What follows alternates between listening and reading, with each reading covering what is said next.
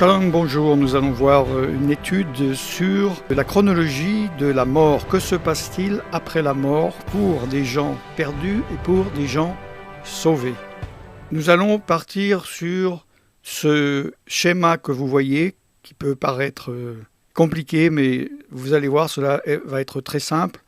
Pour résumer, ici, c'est votre vie. Donc là, vous naissez et là, vous mourrez. D'accord ? Là, vous mourrez. Ici, c'est ce qu'on appelle le séjour des morts. Ensuite, le jugement et l'éternité. Dans les enseignements du Moyen Âge, les enseignements catholiques, on s'arrêtait, en gros, à cette phase. En fait, c'est cette phase-là qui était mise ici. C'est-à-dire, la doctrine, c'est « tu es sauvé, tu meurs, tu ressuscites, tu vas au paradis. Tu es perdu, tu meurs et tu vas en enfer, point final. » Certaines personnes croient encore cela. Je vous assure que j'ai des arguments avec des personnes qui, donc, sont encore au Moyen-Âge. Pour ceux qui lisent la Bible, nous allons voir que peut-être malheureusement, mais ce n'est pas aussi simple que ça, mais cela est clair lorsque nous voyons les versets bibliques. Je résume donc, vous voyez, il y a la phase de la vie, vous mourrez, il y a ce qu'on appelle le séjour des morts, le jugement dernier, le jour du jugement, et l'éternité.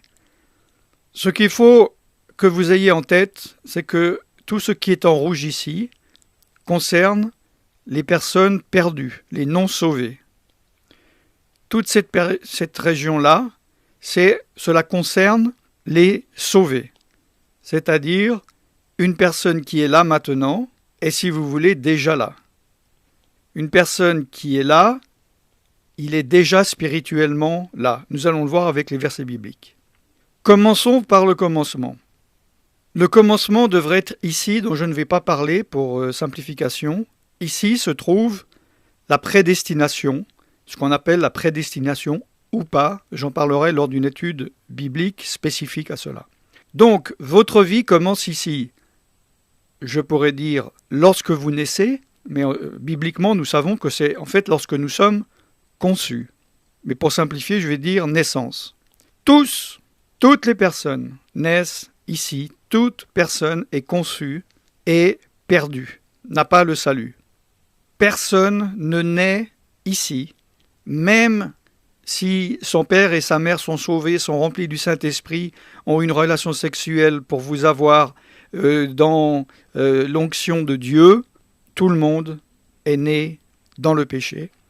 Il est dit dans la parole de Dieu, dans Romains chapitre 3, verset 23, « Car tous ont péché et sont privés de la gloire de Dieu. » Tout le monde est né dans le péché. Et il y a un moment donné, dans le parcours de votre vie, vous devez vous convertir pour passer de la damnation au salut. Avant votre conversion, la Bible dit « Vous étiez morts par vos offenses et par vos péchés, dans lesquels vous marchiez autrefois selon le train de ce monde, selon le prince de la puissance de l'air, de l'esprit qui agit maintenant dans les fils de la rébellion. Nous tous aussi, nous étions de leur nombre, et nous vivions autrefois selon les convoitises de notre chair, accomplissant les volontés de la chair et de nos pensées, et nous étions par nature des enfants de colère comme les autres. Éphésiens chapitre 2, versets 1 à 3. Je ferai une étude biblique complète concernant cette phase. Ceci, qui d'ailleurs va jusqu'au bout, est, je vais simplifier, est une abîme, est une séparation. Et ceux qui sont là, à moins de se convertir, ne peuvent pas atteindre de ce côté, peu importe le niveau où ils se trouvent. Et les personnes de ce côté ne sont plus ici je ferai l'étude biblique concernant une fois sauvé, toujours sauvé. Rendez grâce au Père, donc, qui vous a rendu capable d'avoir part à l'héritage des saints dans la lumière, qui nous a délivrés de la puissance des ténèbres et nous a transportés dans le royaume du Fils de son amour, en qui nous avons la rédemption, la rémission des péchés, Colossiens 1, 12, 14. Nous avons été transportés dans le royaume du Fils de son amour. Lorsque nous nous sommes convertis, Dieu, qui est riche en miséricorde, à cause du grand amour dont il nous a aimés, nous qui étions morts par nos offenses, nous a rendus à la vie avec Christ. C'est par grâce que vous êtes sauvés. Il nous a ressuscités ensemble et nous a fait asseoir ensemble dans les lieux célestes en Jésus-Christ. Éphésiens chapitre 2, versets 4 à 6. Nous voyons que malgré que nous soyons encore dans ces corps et que nous ne soyons pas ressuscités, que nous n'ayons pas encore le corps de gloire, qu'il puisse paraître que rien n'a changé, spirituellement nous sommes déjà ressuscités et assis avec Jésus-Christ, Yeshua, dans les lieux célestes. J'espère que vous le savez, tout être humain à un moment donné meurt. Peu importe son âge, les circonstances, soit il meurt ici sauvé, soit il meurt ici perdu. Que se passe-t-il à ce moment-là?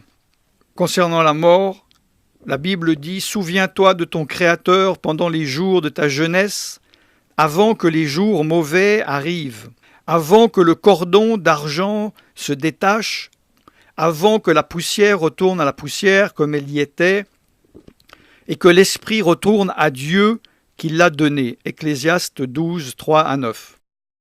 Le cordon qui se détache, c'est une personne qui meurt. Tant que ce cordon est attaché, comme des gens dans le coma, il peut revenir. Si ce cordon est coupé, il ne peut plus jamais revenir. La poussière retourne à la terre, le corps qu'il y était, et l'esprit retourne à Dieu qui l'a donné, c'est-à-dire il retourne dans le monde spirituel en attendant la résurrection des corps et des esprits. La Bible dit donc que, évidemment, son corps reste pour l'instant sur la terre, pour les deux, et son esprit s'en va. Son esprit monte. J'ai connu, malheureusement, une expérience, ou heureusement, une expérience de mort imminente, une NDR, lorsque j'étais ici. Je suis mort lorsque je n'étais pas sauvé, et j'ai commencé à parcourir, et ici, les démons m'attendaient. Par la grâce de Dieu, évidemment, j'ai pu réintégrer mon corps, je me suis converti, maintenant je me trouve ici, et lorsque je mourrai, je ferai le même principe, mais cette fois, ce ne sont pas les démons qui m'accueillent, parce que les démons ne peuvent pas venir ici, mais, selon la doctrine, c'est les anges ou c'est le Seigneur. Je ne veux pas rentrer dans les détails. Une fois que l'âme est sortie, elle atteint, quoi donc? Elle atteint un lieu. Ce lieu n'est pas le lieu de l'éternité déjà. C'est ce qui est appelé à tort, ce qui a été traduit en français, que vous connaissez sûrement sous le nom de séjour des morts. C'est un endroit où les âmes vont, où ils ne sont pas encore ressuscités. Les morts en Christ ne ressuscitent pas tout de suite. Ce lieu s'appelle, alors attention à la confusion, je suis désolé mais je suis obligé d'en parler, dans la Bible, s'appelle l'enfer. Alors je sais que pour certains d'entre vous, par rapport au schéma, non, l'enfer, il est ici à la fin. Alors ça vient de l'enseignement catholique, comme je dis, à l'époque où les gens avaient 50 de QI et ne savaient pas lire et n'avaient pas la Bible. Donc l'Église a simplifié. Mais avec les traductions de la Bible après protestantes, ils sont restés dans ces mots simples, ils infantilisent les brebis, Et même dans le monde, les non-croyants, le mot enfer est synonyme de la fin, de la phase finale. Hein, si on va dans la rue, on parle avec des athées du monde entier. Bonjour, vous croyez que vous allez, une fois mort, dans un bon endroit, alors on va utiliser le mot paradis, ou vous allez dans un mauvais endroit appelé enfer. Même moi, lorsque je fais des réunions d'évangélisation, pour ne pas compliquer, je vais dire convertissez-vous à Jésus pour ne pas finir en enfer. Voilà, c'est un mot commun, mais doctrinalement, cet endroit-là, traduit à tort, comme je le dis, par séjour des morts, est le mot enfer. Dans l'Ancien Testament, il est écrit en hébreu le Sheol, et en grec, dans le Nouveau Testament, Hadès. Partout où vous allez voir le terme séjour des morts, il s'agit du Hadès. Ce lieu est l'endroit où en fait l'esprit des gens se trouve. Puisque le corps de ces personnes sont ici, ils sont encore sur terre. Oui, ouvrez de grâce le cercueil d'une personne sauvée, entre 3 minutes ou 10 ans après, je vous assure que son corps est encore là, il n'est pas ressuscité, parce que la résurrection, c'est la résurrection des corps et de l'âme ou de l'esprit. Le séjour des morts, Sheol, en hébreu, Hadès, en grec, enfer, et de grâce, à partir d'aujourd'hui, chaque fois que vous allez lire séjour des morts, sachez que c'est le mot enfer. Yeshua, Jésus, donne une parabole. Je vous rappelle que cela est une parabole, parce qu'il y a des gens, ils en tirent des conclusions doctrinales, alors qu'il s'agit d'une, parabole. Il y avait un homme riche, qui était vêtu de pourpre et de fin lin, et qui chaque jour menait une joyeuse et brillante vie, et un pauvre nommé Lazare était couché à sa porte, couvert d'ulcères et désireux de se rassasier des miettes que tombaient de la table du riche, etc., etc. Le pauvre mourut, et il fut transporté par les anges dans le sein d'Abraham. C'est quoi le sein d'Abraham? C'est le séjour des morts. C'est ce qu'on appelle l'enfer. Le riche mourut aussi, et il fut enseveli. Son corps fut enseveli. Dans le séjour des morts, donc en enfer, il leva les yeux, et tandis qu'il était en proie au tourment, parce qu'il souffre déjà, tout comme nous, lorsque nous serons morts, nous serons déjà dans la joie. Donc, en proie au tourment, il vit de loin Abraham. De loin, oui, puisqu'il y a une séparation entre les deux. Et Lazare dans son sein. Il s'écria, « Père Abraham, aie pitié de moi et envoie Lazare pour qu'il trempe le bout de son doigt dans l'eau et me rafraîchisse la langue, car je souffre cruellement dans cette flamme. » Je vous rappelle, c'est une parabole.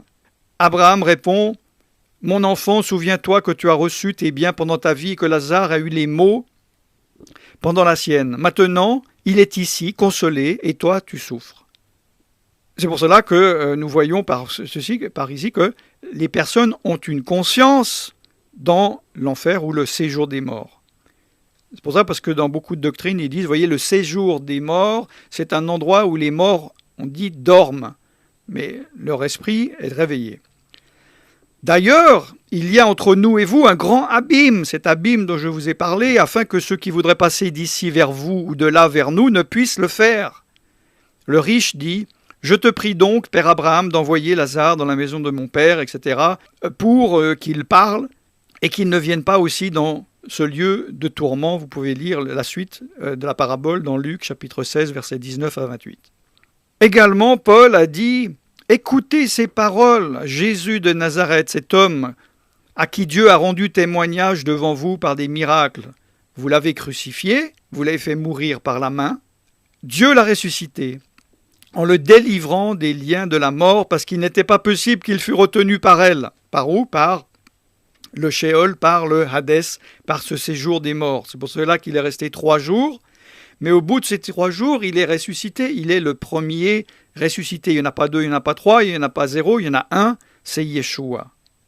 Car David dit de lui, de Jésus, « Je voyais constamment le Seigneur devant moi parce qu'il est à ma droite, afin que je ne sois pas ébranlé aussi dans mon cœur et dans la joie, et ma langue est dans la allégresse, et même ma chair repose avec Espérance, car tu n'abandonneras pas mon âme dans le séjour des morts. Dieu, le Père, n'a pas abandonné l'âme de Jésus, de Yeshua, dans l'enfer, dans le séjour des morts. Et tu ne permettras pas que ton sein voie la corruption. Non, il est ressuscité au bout du 3e jour. C'est la résurrection du Christ qu'il a prévue et annoncée en disant qu'il ne serait pas abandonné dans l'enfer ou le séjour des morts et que sa chair ne verrait pas la corruption.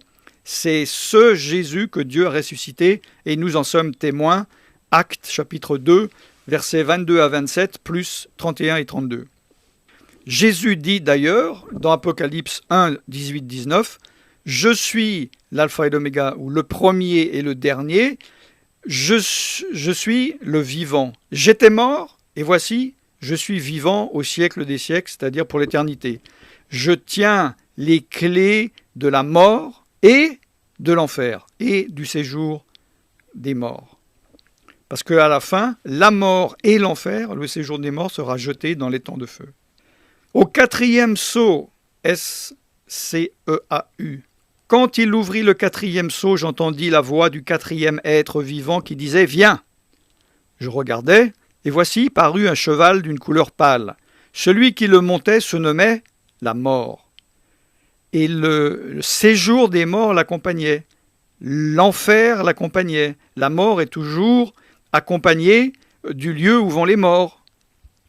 Le pouvoir leur fut donné sur le quart de la terre pour faire périr les hommes par l'épée, pour la famine, par la mortalité et par les bêtes sauvages de la terre. Apocalypse 6, 7, 8. À partir du moment où nous sommes morts, ici ou ici, on ne peut plus revenir en arrière. On est perdu ou on est sauvé, c'est trop tard. Il est réservé aux hommes de mourir une seule fois, après quoi vient le jugement. Hébreux 9, 27. Il y a un événement important qui va se passer avant la fin des temps. Il s'agit du millénium.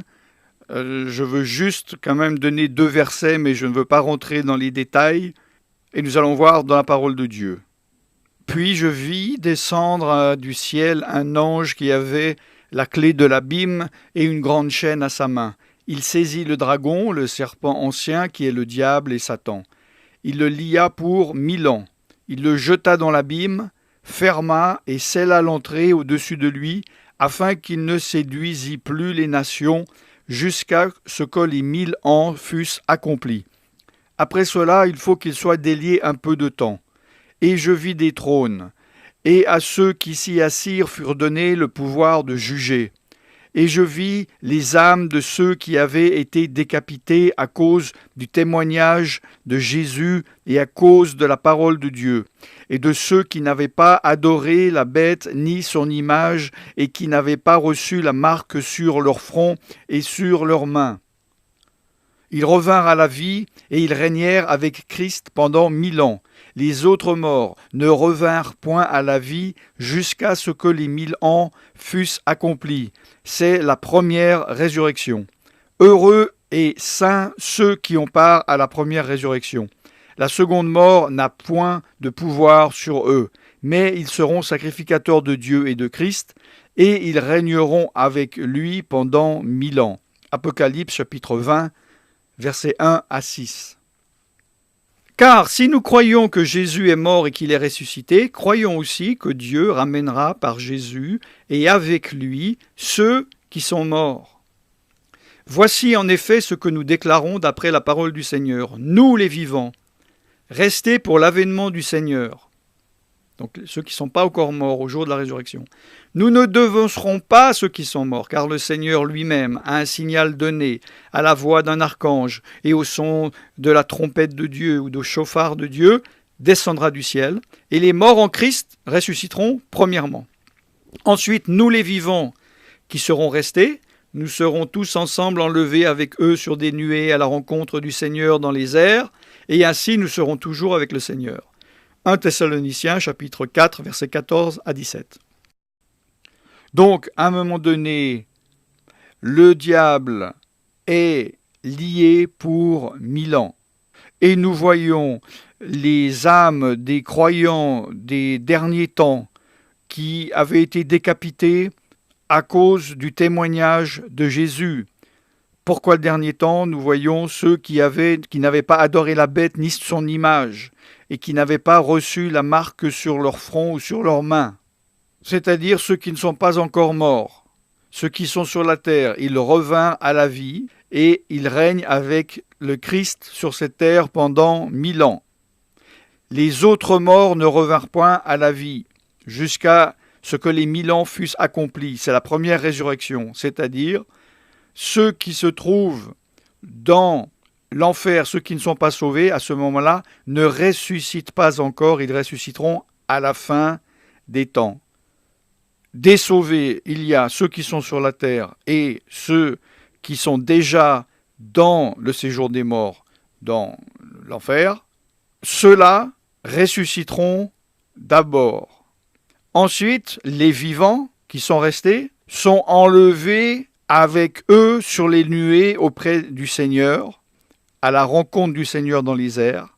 Et ainsi, nous serons toujours avec le Seigneur. Nous savons que là, il est en train de revenir pour les 1000 ans.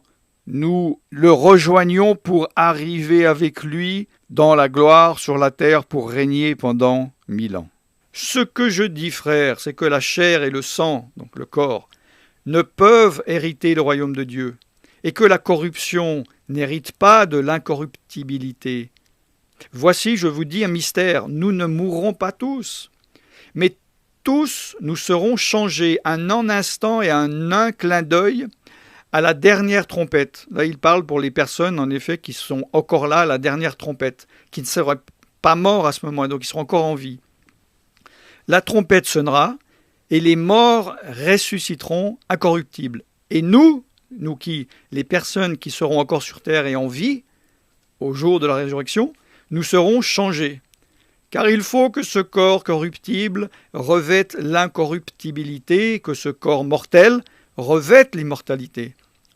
Lorsque ce corps corruptible aura revêtu l'incorruptibilité et que ce corps mortel aura revêtu l'immortalité, alors s'accomplira la parole qui est écrite, la mort a été engloutie dans la victoire. 1 Corinthiens chapitre 15 versets 50 à 53. Je suis désolé, je parle un peu vite, mais je ne veux pas que cette vidéo soit trop longue. Je sais que la majorité des gens sur Internet ont une concentration de 10 minutes. Comme c'est une étude généraliste sur la mort de A à Z, j'ai décidé de ne pas du tout compliquer et de ne pas intégrer dans cet enseignement, cette étude, à quel moment le Messie revient. Je parlerai de tout cela dans des études spécifiques. Je vais parler maintenant de la troisième phase qui est le jugement. Il y a un moment donné où tous les êtres humains vont se retrouver devant le trône du jugement pour être jugés. Concernant la résurrection et le jugement, Osée chapitre 13 verset 14, « Je les rachèterai de la puissance de l'enfer, ou du séjour des morts dans votre Bible en français, je pense, et je les délivrerai de la mort. » Acte 24, 15, « Ayant en Dieu cette espérance comme ils l'ont eux-mêmes, qu'il n'y aura une résurrection des justes et des injustes. » Il y aura bien une résurrection des justes et des injustes. Beaucoup de personnes disent que les injustes ou les perdus ne vont pas ressusciter. Ils vont ressusciter, mais pour ensuite être mis dans le lac de feu pour l'éternité. Ne vous étonnez pas de cela, car l'heure vient où tous ceux qui sont dans les sépulcres, c'est-à-dire tous ceux qui ont vécu et tous ceux qui sont morts, donc tout le monde, entendront sa voix et en sortiront. Ceux qui auront fait le bien ressusciteront pour la vie, mais ceux qui auront fait le mal ressusciteront pour le jugement. Jean, chapitre 5, versets 28 à 29. Yeshua, Jésus a dit, en vérité, je vous le dis, l'heure vient, et elle est déjà venue, où les morts entendront la voix du Fils de Dieu, et ceux qui l'auront entendu vivront. Ne vous étonnez pas de cela, car l'heure vient où tous ceux qui sont dans les sépulcres entendront sa voix et en sortiront. ceux qui auront fait le bien ressusciteront pour la vie, mais ceux qui auront fait le mal ressusciteront pour le jugement. Jean 5, 28, 29. Le diable qui les séduisait fut jeté dans l'étang de feu et de soufre, où sont la bête et le faux prophète, et ils seront tourmentés jour et nuit au siècle des siècles. Cet étang de feu et de soufre que la majorité des gens appellent ou pensent être l'enfer. Et ils seront tourmentés jour et nuit au siècle des siècles. Puis je vis un grand trône blanc, et celui qui était assis dessus. La terre et le ciel s'enfuirent devant sa face, et il ne fut plus trouvé de place pour eux. Et je vis les morts, les grands et les petits, qui se tenaient devant le trône. Des livres furent ouverts. Et un autre livre fut ouvert, celui qui est le livre de vie. Et les morts furent jugés selon leurs œuvres, d'après ce qui était écrit dans ces livres. La mer rendit les morts qui étaient en elle, la mort et le séjour des morts, donc la mort et l'enfer, rendirent les morts qui étaient en eux, et chacun fut jugé selon ses œuvres. Et la mort et l'enfer, ou la mort et le séjour des morts, furent jetés dans l'étang de feu. C'est la seconde mort, l'étang de feu, que tout le monde appelle à tort l'enfer. Quiconque ne fut pas trouvé écrit dans le livre de vie fut jeté dans l'étang de feu, Apocalypse chapitre 20, 10, 14. Alors il est vrai que dans le Nouveau Testament, il est dit que le croyant ne passera pas en jugement. En effet, concernant le salut, donc, d'accord, il est déjà jugé. Parce que ce jour du jugement, il est dit que le livre de vie sera ouvert et quiconque a son nom inscrit dessus ira dans l'éternité avec Dieu. Et ce nom a été écrit alors que cette personne était vivante ici, lorsqu'il s'est converti. Tout comme le nom de la personne qui n'est pas inscrit dans le livre de vie, il est ici, et il meurt, comme son nom n'est pas inscrit, il est déjà jugé. D'accord ? Donc ce n'est pas le jugement pour dire voyons qui va rentrer dans le royaume de Dieu ou qui ne va pas y entrer. Les dés sont déjà jetés ici. Mais il y aura des livres d'ouverts concernant les œuvres. Mais ça, il ne s'agit pas du salut. Nous sommes sauvés par grâce, par le moyen de la foi et pas par les œuvres. Mais selon notre comportement dans notre vie, même en tant que chrétien, il y aura des récompenses ou pas. Je ne veux pas utiliser des récompenses ou des punitions. J'en parlerai profondément dans l'étude concernant le jour du jugement. Tandis que, par la même parole, les cieux et la terre d'à présent sont gardés et réservés pour le feu, pour le jour du jugement et de la ruine des hommes impies, mais il est une chose, bien-aimée, que vous ne devez pas ignorer. C'est que devant le Seigneur, un jour est comme 1000 ans, et 1000 ans sont comme un jour. Le Seigneur ne tarde pas dans l'accomplissement de la promesse, comme quelques-uns le croient, mais il use de patience envers vous, ne voulant qu'aucun ne périsse, mais voulant que tous arrivent à la repentance. Le jour du Seigneur viendra comme un voleur. En ce jour, les cieux passeront avec fracas, les éléments embrasés se dissoudront, et la terre avec les œuvres qu'elle renferme seront consumées. Puisque donc toutes ces choses doivent se dissoudre, quelles ne doivent pas être la sainteté de votre conduite et votre piété, tandis que vous attendez et hâtez l'avènement du jour de Dieu, à cause duquel les cieux enflammés se dissoudront et les éléments embrasés se fondront. Mais nous attendons, selon la promesse, de nouveaux cieux et une nouvelle terre où la justice habitera. 2 Pierre, chapitre 3, versets 7 à 13.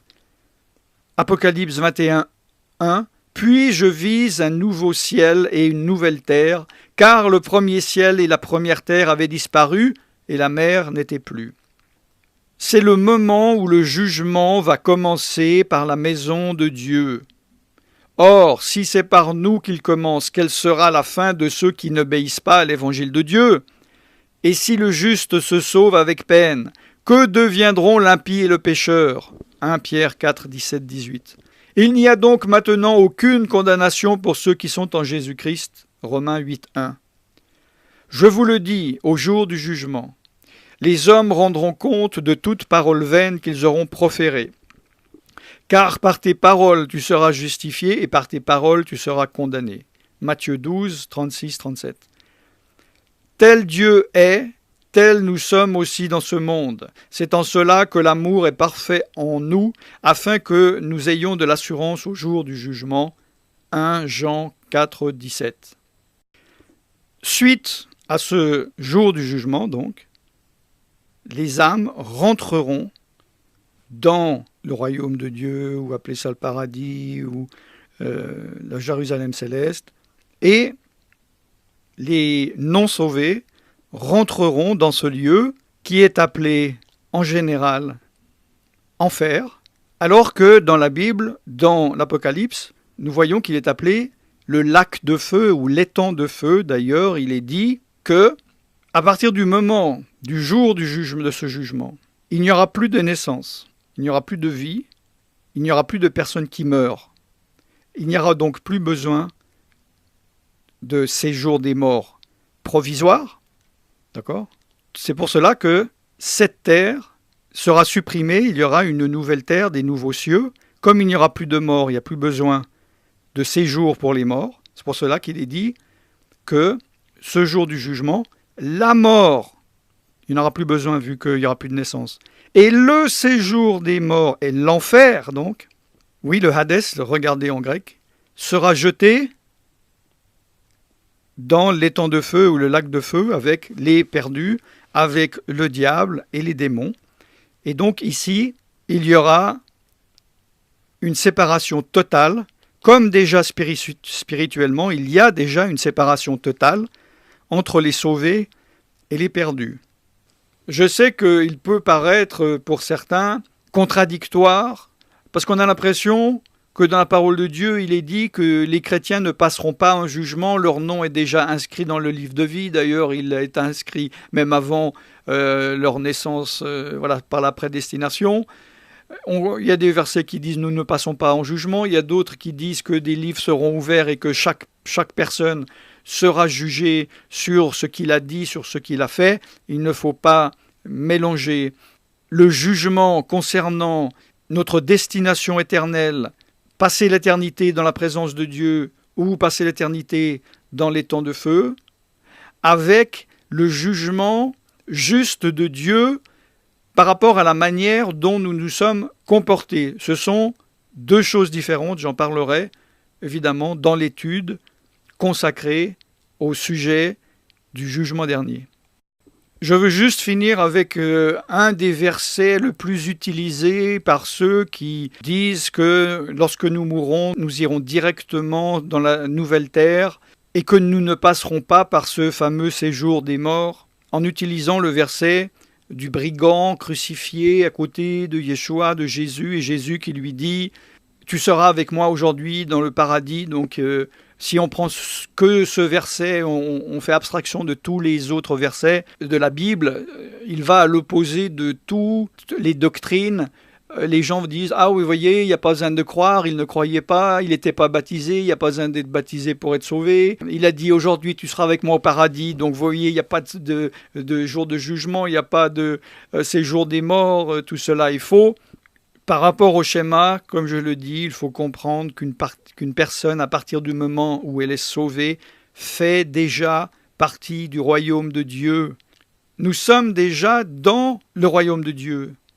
Et lorsque nous mourrons, que nous soyons avant le jugement, après le jugement, pendant les 1000 ans ressuscités ou pas, nous sommes déjà dans le royaume de Dieu. Je veux terminer en vous disant que cela, en répétant pour ceux qui sont encore là, félicitations, parce que je sais qu'en général, les personnes sur Internet n'arrivent pas à écouter de longues vidéos, et surtout lorsqu'il s'agit de sujets complexes comme cela. C'est pour ça que j'ai essayé d'être le plus simple possible. Je vous rappelle que cela est un overview, une vue d'ensemble, et que je vais faire des études spécifiques sur chaque étape. Je suis serviteur de Dieu Alan Rich et je vous bénis dans le nom tout-puissant de Yeshua Mashiach, Jésus-Christ, en français. Shalom. Êtes-vous sûr de votre salut? Êtes-vous sûr d'être sauvé? Ne jouez pas avec votre éternité. Il faut que vous soyez sauvés maintenant. Ne repoussez pas à dans une minute. Investissez 1 heure de votre vie en regardant cette playlist, la conversion à Jésus-Christ, Alan Rich. Cela va vous donner tout ce dont vous avez besoin pour savoir comment être sauvé, savoir si vous l'êtes et recevoir l'assurance du salut. Ne manquez pas non plus cette vidéo dont j'ai parlé, de mon expérience de mort imminente lorsque je suis mort alors que je n'étais pas sauvé. Les 2 liens de ces vidéos se trouvent dans la description de cette vidéo.